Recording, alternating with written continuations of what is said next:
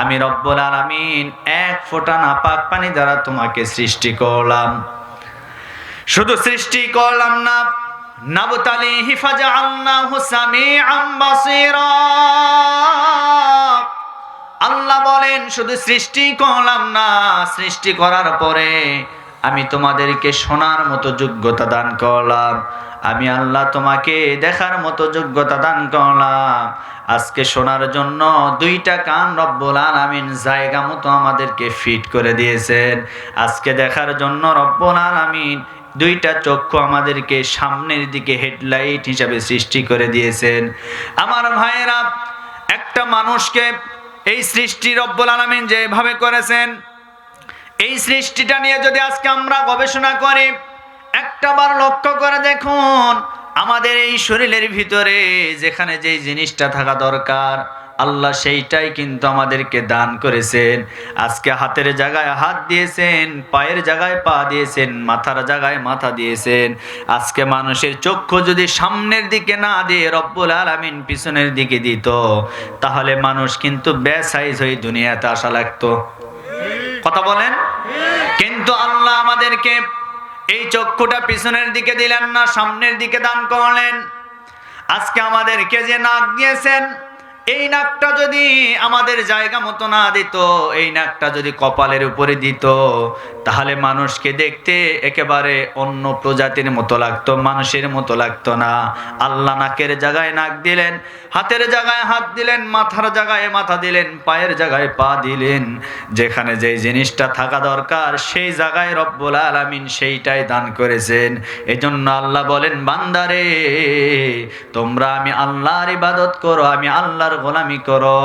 যেহেতু আমি আল্লাহ তোমাদেরকে সৃষ্টি করেছি, আমি আল্লাহ রব, তোমরা আমার গোলাম। এখন আপনারা আওয়াজ দিয়ে বলেন, আমাদের রব কে? আল্লাহ। আরো জোরে বলেন, আমাদের রব কে? সে আল্লাহ আমাদের রব, সে আল্লাহ আমাদের সব। আজকে আমরা দুনিয়াতে মানুষ, এই পৃথিবীর জমিনে আমরা যারা মানুষ আছি, আমরা কিছুই করতে পারি না। আমরা হলাম মাখলুক, আমরা কিছুই করতে পারি না। আর যিনি খালিক, তিনি সব কিছু করতে পারেন। খালিক যিনি, তার নাম হচ্ছে আমার আল্লাহ। সুবহানাল্লাহ কোন? আমার প্রিয় বন্ধুগণ, এজন্য আমরা আল্লাহর ইবাদত করব। আজকে আমাদের এই দেহের ভিতরে সৃষ্টির দিকে তাকান। কেন ইবাদত করবেন না আল্লাহর? কেন করবেন না? এটা প্রশ্ন। এজন্যই করতে হবে কারণ আল্লাহ আপনাকে সুন্দর আকৃতিতে সৃষ্টি করেছেন। সুবহানাল্লাহ কোন? এক ব্যক্তি ট্রেনে চড়ে, আমি যেটা বলতেছিলাম, এক ভাই ট্রেনে উঠে রাস্তা চলতেছিল, মানে ট্রেনে যাচ্ছে, কোথাও সফরে যাচ্ছে। মানুষটা একটু লম্বা, উঁচু। তখন মানুষের এত চাপ ট্রেনের ভিতরে, আফসোস করে বললেন, আল্লাহ তোমার এতটুকু জ্ঞান নাই, আমি এত লম্বা মানুষ, আমাকে যদি তুমি এই হাত পায়ের ভিতরে নাট বল্টু লাগাই দিতা, তাহলে আমি ট্রেনের ভিতর হাত পা খুলে খাটো করে আমি ব্যাগের ভিতর ঢুকায় রাখতাম, কোনো অসুবিধা হতো না। এই চিন্তা করতে করতে এক পর্যায়ে রাত হয়ে গেছে। তার কাছে যে ব্যাগ ছিল, এই ব্যাগ বালিশ বানায়া সেখানে মাথা দিয়ে ঘুমিয়ে পড়ছে ট্রেনের ভিতরে। হঠাৎ করে রাত্রিবেলা ঘুমের ভিতরে ব্যাগ চোর চুরি করে নিয়ে চলে গেছে। সকাল যখন হয়ে গেছে, ঘুম যখন ভেঙে গেছে, উঠে দেখে তার মাথার নিচের ব্যাগ নাই। তখন চিন্তা করলেন, আল্লাহ তোমার মতো দয়াবান পৃথিবীতে কেউ নাই।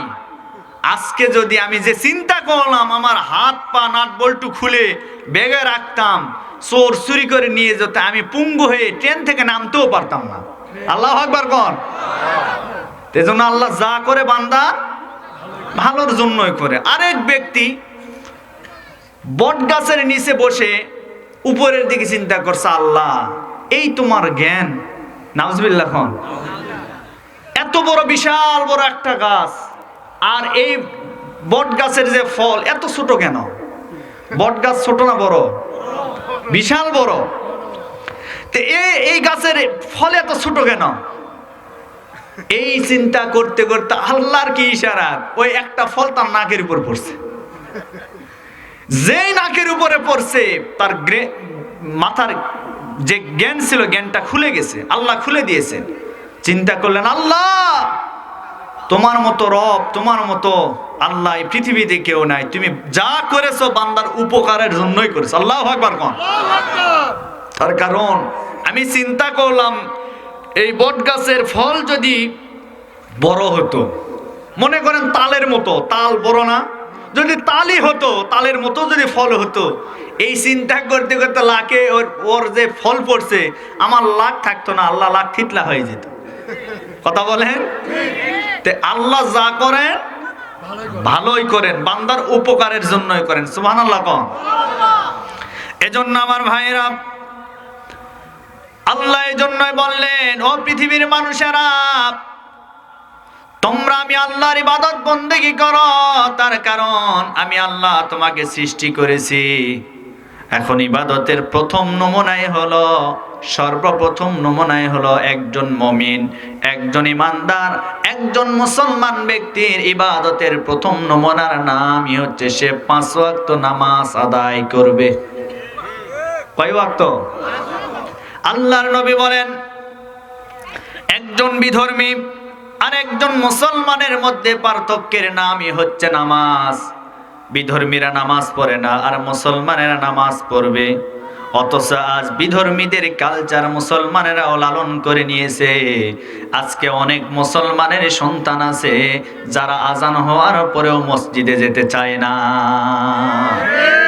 বলেন তো, নামাজি বেশি না বেনামাজি বেশি? আমাদের সমাজে নামাজির চাইতে বেনামাজি বেশি। আপনাদের ইটাইল এই মহল্লায় মনে করেন জনসংখ্যা 200 জন। এখন এই 200 জন যদি প্রতি ওয়াক্তে নামাজ পড়তো, ইটাইলের এই মসজিদ একতলা নয় 2 তলা করা লাগতো। কিন্তু একতলা মসজিদ, সেখানেও দেখা যায় 5 কাতার, তার ভিতরে 4 কাতারই ফাঁকা। 1 কাতার তাও ফুল হয় না, 10 জন 15 জন। এমনও সময় হয় ফজরের ওয়াক্তে ইমাম সাহেব আর 2 জন মুসল্লি। কি কথা বলেন? কিন্তু আল্লাহ পাক বললেন যে ইমানদার আর আপনার কাফের মুসলমানের মধ্যে পার্থক্যই হলো নামাজ। কাফের নামাজ পড়ে না আর মুসলমানেরা নামাজ পড়ে, এটাই হলো পার্থক্য। এই নামাজ এমন একটি গুরুত্বপূর্ণ ইবাদত, আল্লাহর নবী বলেন, কেউ যদি প্রতিদিন 5 ওয়াক্ত নামাজ আদায় করে, 5 ওয়াক্ত নামাজ যদি জামাতে আদায় করতে পারে, তার শরীরের ভিতরে কোনো পাপ থাকতে পারে না, কোনো গুনাহ থাকতে পারে না। আল্লাহ রাব্বুল আলামিন তার জীবন থেকে সমস্ত পাপগুলি মাফ করে দিবে। আল্লাহর নবী বলেন, কেউ যদি নামাজ আদায় করে, নামাজের উদাহরণ হলো বাড়ির সামনে দিয়ে কারো যদি একটা নহর প্রবাহিত হয়ে যায়, একটা নদী যদি প্রবাহিত হয়ে যায়, অথবা বিশাল বড় একটা পুকুর যদি থাকে, তার শরীরে ময়লা লাগার পরে সে যদি 5 ওয়াক্ত নামাজ, সে যদি দিনে 5 বার করে গোসল করে, ওই নদী, ওই পুকুর অথবা ওই নালার ভিতরে 5 বার যদি গোসল করে, আল্লাহর নবী বলেন, সাহাবীরা তোমরা বলো তো তার শরীরে কি কোনো পাপ থাকতে পারে? সাহাবীরা বললেন, হুজুর না, একজন ব্যক্তি যদি প্রতিদিন 5 বার কেন 2 বার করে গোসল করলে তার শরীরে ময়লা থাকতে পারে না। নবীজি বললেন, একজন ইমানদার বান্দা যদি দিনে 5 ওয়াক্ত নামাজ আদায় করতে পারে, ওই ব্যক্তির মতন তার জীবনেও তার শরীরের ভিতরে কোনো পাপ থাকতে পারে না। নামাজ এত গুরুত্বপূর্ণ। নামাজ এই শব্দটা ফার্সি শব্দ, এর আরবি শব্দ হতো সালাত, বাংলা অর্থ প্রার্থনা করা, সিজদা দেওয়া, আল্লাহর কাছে অনুগ্রহ চাওয়া। এই নামাজের আরো বিভিন্ন অর্থ রয়েছে। একটি অর্থ হচ্ছে সিজদা দেওয়া। আল্লাহ বলেন, ওয়াসজুদ ওয়াক্তারিব, তোমরা সিজদা দাও, সিজদা দিলেই রবের নিকটবর্তী হতে পারবা। সুবহানাল্লাহ। একজন মানুষ তখনই রবের নিকটবর্তী হতে পারবে যখন রবের পায়ে সিজদা দিবে। আল্লাহর নবী বলেন, সাহাবীরা তোমরা যে নামাজ পড়ো, এই নামাজের ভিতরে তোমরা লক্ষ্য করো যে তোমরা মনে মনে করো যে তোমরা সিজদা দাও, ফাঁকা জায়গা কেউ নেই, না, মনে করতে হবে তুমি সিজদা যেখানে দিচ্ছ সে জায়গায় কেউ নাই, কিন্তু একজন আছে, সেই রব্বুল আলামিন কুদরতি পায়ের উপরে তোমরা সিজদা দাও। সুবহানাল্লাহ। সেই নামাজ, এই নামাজ রবের নিকটবর্তী করে দেয়। আল্লাহর নবী বলেন, কেউ যদি নামাজ পড়ে, নামাজটা পড়ার কারণে সে শুধুমাত্র আল্লাহ রাব্বুল আলামিনের সাথে কথা বলেন, দুনিয়ার কোনো মানুষের সাথে কথা বলেন না। তার কারণ হলো আমরা নামাজ পড়ি, নামাজের ভিতর আমরা যেই দোয়াগুলি পাঠ করি, নামাজের ভিতরে যেই সূরাগুলি আমরা তেলাওয়াত করি, এই সূরাগুলি শুধুমাত্র এমনি এমনি পাঠ করি না, আমরা সরাসরি আল্লাহ পাকের সাথে কথা বলা শুরু করি। যেমনটি নামাজের সূরা ফাতিহার ভিতর আপনি কি পড়ছেন একটাবার লক্ষ্য করে দেখেন। আল্লাহ রাব্বুল আলামিন বলেন, আলহামদুলিল্লাহি রাব্বিল আলামিন।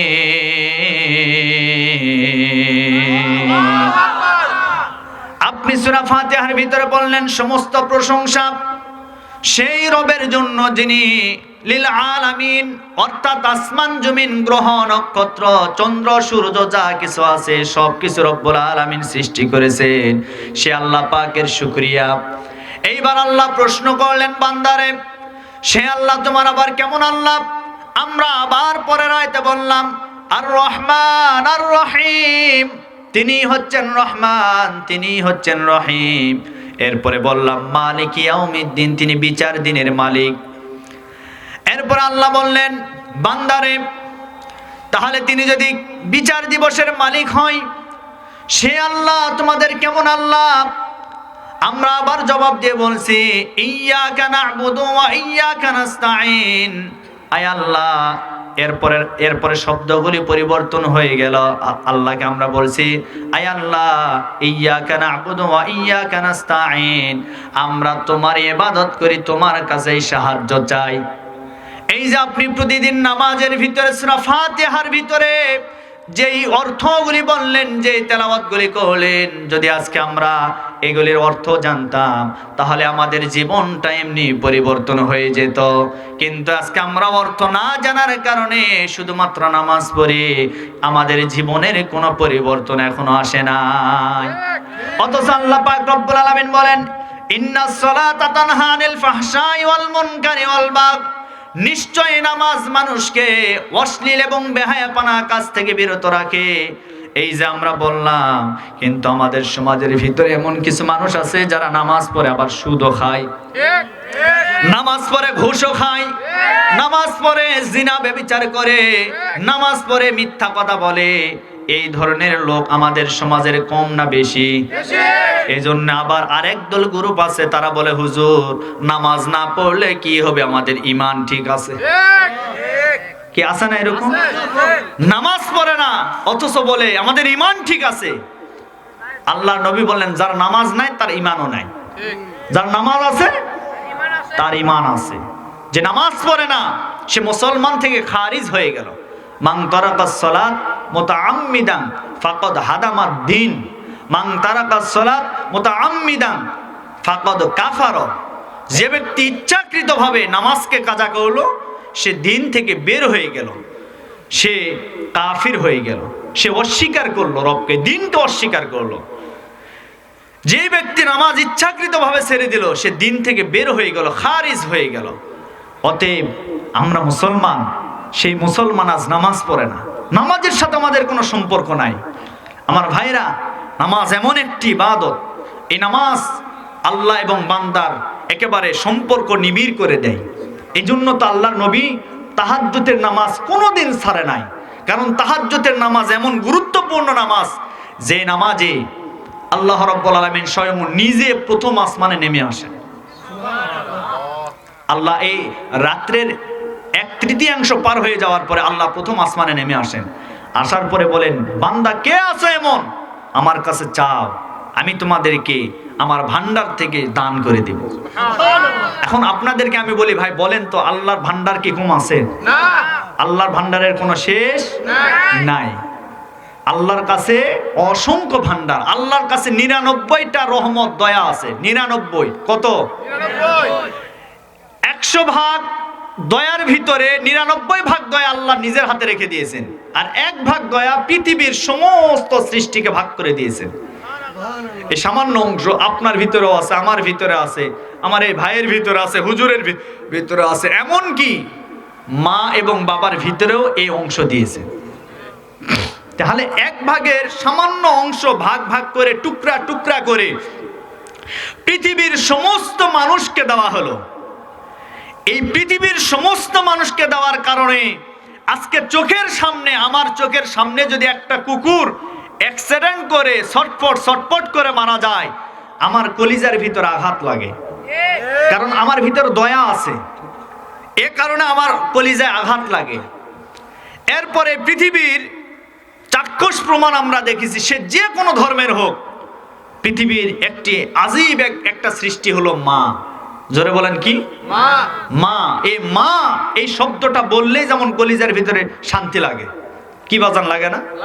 যাদের মা নাই তাদেরকে জিজ্ঞাসা করেন, কারণ পৃথিবীর সবচাইতে ভালোবাসার জায়গা, আদরের জায়গা, পরম স্থানের জায়গা সন্তানের জন্য অন্য কোথাও যদি নাও হতে পারে, মায়ের কাছে আসলেই শান্তি পাওয়া যায়।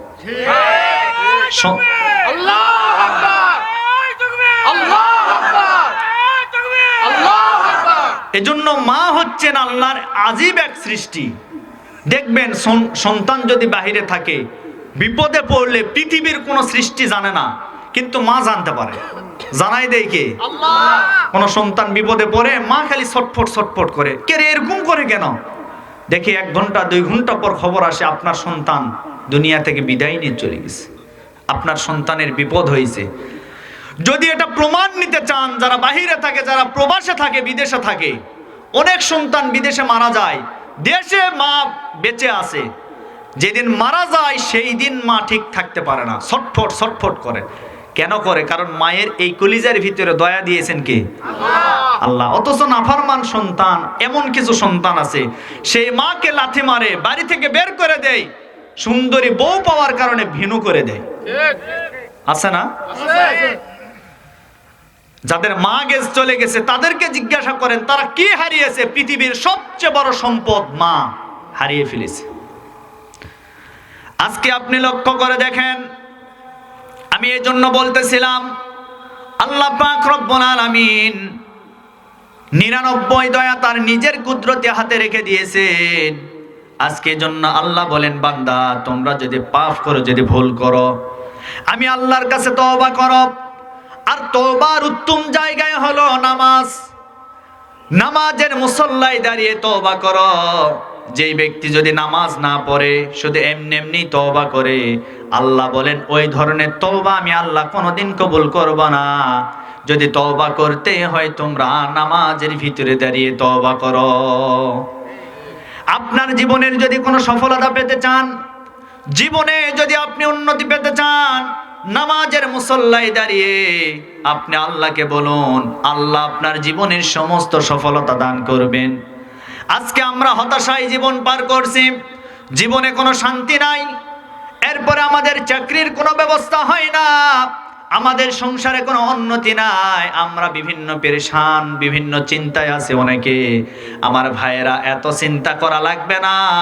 আল্লাহর নবী বলেন, যেই ব্যক্তি 5 ওয়াক্ত নামাজ পড়বে, তার রিজিকের ফায়সালা রব্বুল আলামিন আসমান থেকে দান করে দিবে।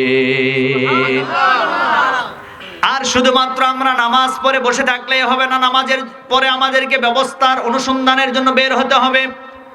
এজন্য আল্লাহ রাব্বুল আলামিন বলেন, ইয়া আইয়ুহাল্লাযীনা আমানু ইযা নুদিয়া লিস-সালাতি মিন ইয়াউমিল জুমআতি ফাসআউ ইলা যিকরিল্লাহি ওয়া দারুল বাই'। আল্লাহু আকবার। আল্লাহ বলেন, হে ঈমানদারেরা, যখনই তোমাদের নামাজটা সম্পূর্ণ হয়ে যাবে, সাথে সাথে তোমরা জমিনে ছড়িয়ে পড়ো, জমিনে তোমরা চলে যাও। তার কারণ আমি তোমাদেরকে অসংখ্য নিয়ামত দান করেছি, এই নিয়ামতটা আমি আল্লাহ তোমাদেরকে দান করেছি, তোমরা এগুলি অনুসন্ধান করো। এই জন্য আমার ভাইরা, যারা অলস, এই সমস্ত অলসদের জীবনে কোনো উন্নতি নাই। যারা পরিশ্রম করে, আল্লাহর ইবাদত করে, পরিশ্রম করে, দেখবেন তারা এক সময় শূন্য থেকে একেবারে হিরো হয়ে যায়। পরিশ্রম করতে হবে, বসে থাকা যাবে। নামাজের পাশাপাশি আমাদেরকে ছড়িয়ে পড়তে হবে। রিজিকের মালিককে আল্লাহ বলেন, ওয়ামা মিন দাব্বাতিন ফিল আরদি ইল্লা আলাল্লাহি রিজকুহা। আল্লাহ বলেন, বান্দা, রিজিকের মালিক আমি আল্লাহ, রিজিক তোমাকে কেউ দিতে পারবে না। আজকে আমরা অনেকে দেখি এই রিজিক পাওয়ার জন্য আমরা শুধুমাত্র মনে করি আমাদের কাছে টাকা পয়সা থাকলে এটাই মনে হয় রিজিক। এটা ভুল কথা। রিজিক শুধুমাত্র টাকা পয়সা নয়, রিজিকের আরো বিভিন্ন অর্থ রয়েছে। রিজিক হচ্ছে সর্বপ্রথম সুস্থতা, এটাও এক প্রকার রিজিক।